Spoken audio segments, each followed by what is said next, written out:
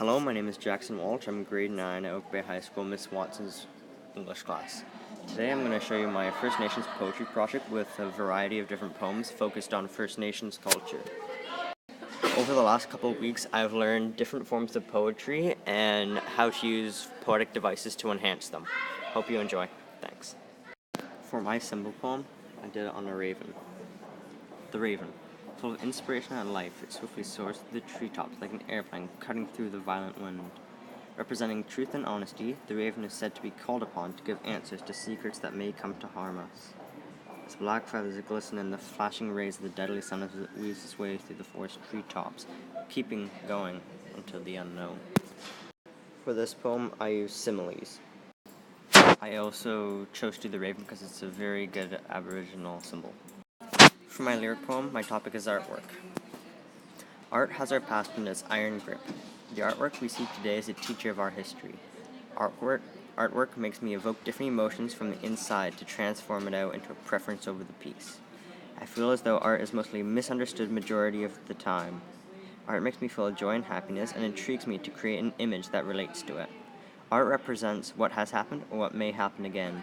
It is its own separate language who few can understand. Art is a vital piece of our history's survival and also for all cultures. In this piece, I used alliteration, similes, and personification to enhance it. And I chose to do artwork because it's a very important piece of Aboriginal culture. For my haiku poems, I chose wisdom and bravery out of the 7 choices of the grandfather teachings. Wisdom can't be taught. It is like knowledge of life. Wisdom can't be taught.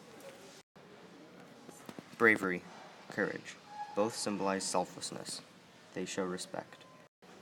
For these poems, I use similes and repetition.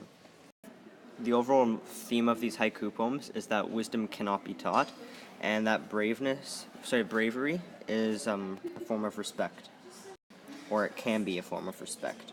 For my concrete poem, I did it on a river because it's a great symbol of First Nations culture. The river.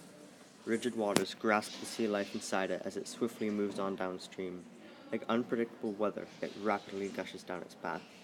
I used 2 similes and personification in this poem to enhance it. And I chose to do it on a river because, once again, it's a great example of Aboriginal culture. For my choice of poem, I chose to do a Sinkame poem on canoes. Canoe. Drifting gently, as quiet as a mouse, gliding through the blue liquid, swiftly. For this poem, I used 2 similes, and I chose to do it on a canoe because a canoe is a very important part of First Nations culture. In conclusion to this presentation, I'd like to thank Alex Nelson, Starla Anderson, and Miss Watson for helping me and inspiring me along the way with all these poems. Thanks. I would also like to thank them for their creativity through their ideas that they gave me, and I hope you enjoy this presentation. Thanks.